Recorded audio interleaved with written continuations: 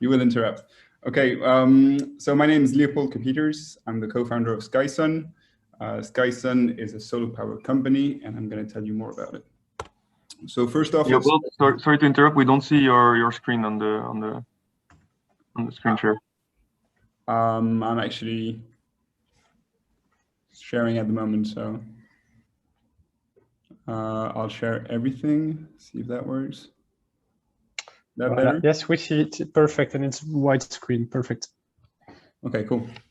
So as I said, Skysun and Leopold. So the vision, let's start with a bit of context. There's a growing electricity demand, and there's a necessity to decrease the carbonized electricity. And in Belgium, we're phasing out nuclear. And in the EU, we're actually aiming to have 40% less greenhouse gases by 2030. That's a big program. And there's also a market boom because we're having more and more electricity demand, and industry in any case needs to kind of secure its supply and prices, which is a big aspect of industry. They want to make sure that they can have supply for the right price for long term. So we're financing the ecological transition, and we're doing that by creatively stimulating companies to become actors of sustainable development. Basically, what's our solution? We are scaling solar power for corporates by financing their solar power projects across the EU. Now, what does that mean? It means that we're a decentralized energy supplier. We will third-party invest in their solar panels. So what that means is that we will pay for solar panels that we put on their roofs, the roofs of companies. And over the long run, we're going to be selling back that electricity. So basically, they're still going to have their main energy supplier that is centralized, coming from a central power output. And we will be a decentralized provider. And we are actually at the moment with all our clients. It also allows us to be super competitive with prices. So on top of being environmentally friendly, being decentralized means that we don't need to pay any taxes for the grid and so forth. And so we're actually selling at 30% discount compared to the grid.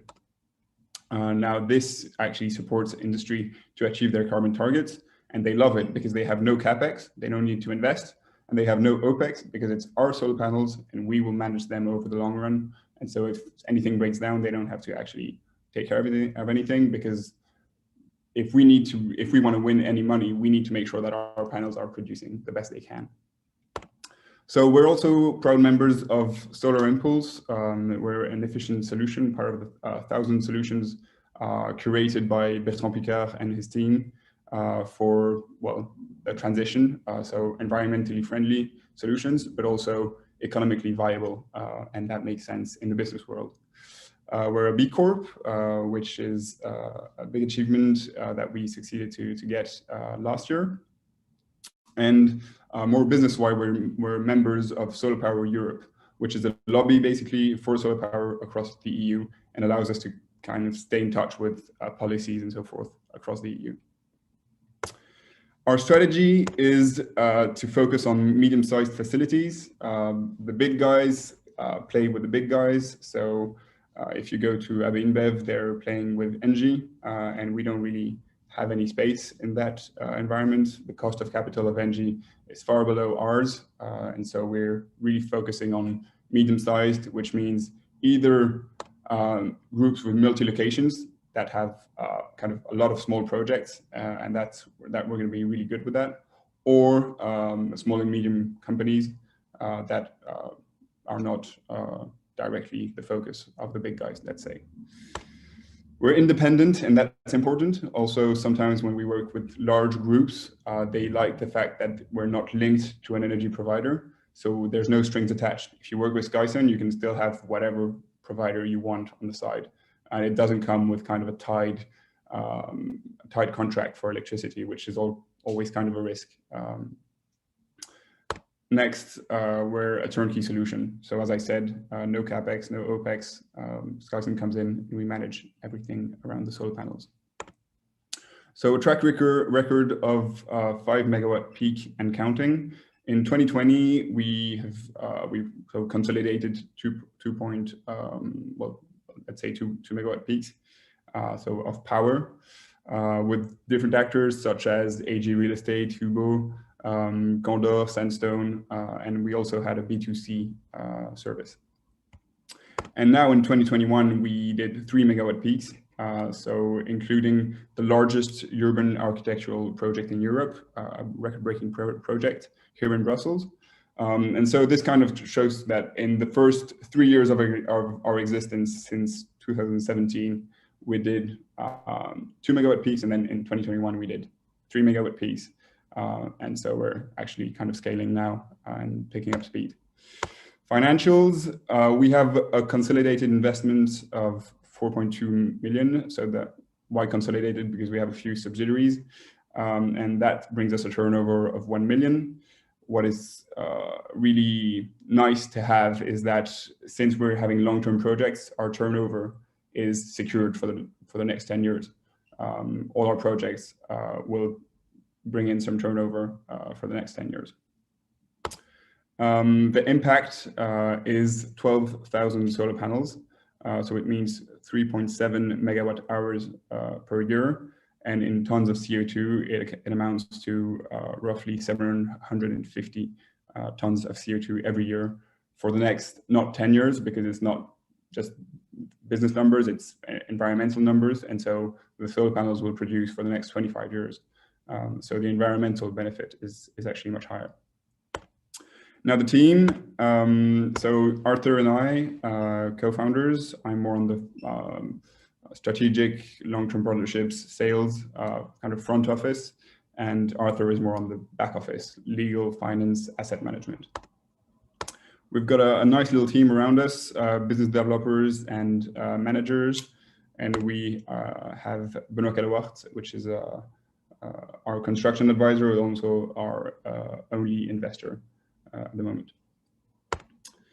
Our ambition is to, in the next 5 years, to install and operate over 270,000 solar panels. So going from 12,000 today to 270,000 in 5 years. So that's 100 megawatt peak compared to the actual 5 we have right now.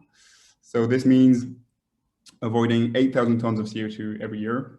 And it means investing 50 million in sustainable assets, not only in Belgium, but across bordering countries, and kind of start linking out to Europe. Sorry. What are your key differentiators versus other players? I mean, there are a few players who operate like this. What's like your unique or your unique vision on that, and your secret sauce? Where does it come from? I think our secret sauce comes from transparency. We are actually showing, and this is actually how we landed our first clients, is showing our financial plans and showing how much we win. It's always been kind of a murky subject around the subsidies and that things are moving. And so actors never really know what you're winning. They know it's a win-win situation. It's pretty obvious that our gains are linked, but they never know actually how much. And so we just took the party to actually open up our business plans and actually show. Yeah. And so, yeah, where do you need help at the moment? What would be like the kind of support you're looking for? So the kind of support we're looking for the BrightWolves is operations and processes. At the moment, if we're going to be scaling, 50-fold, 20-fold, sorry, the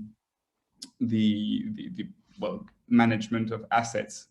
There's a lot of processes that go through there, going from sales to operations and the transition between this. We're now really building I think a quite strong system through Notion and different softwares.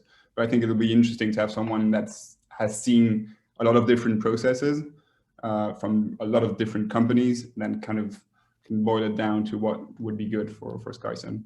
Next thing is data. I think as an entrepreneur, as a business manager, I'd like to have a better pulse on the business and be able to know weekly where we're going, where we're standing, is our all KPIs in order.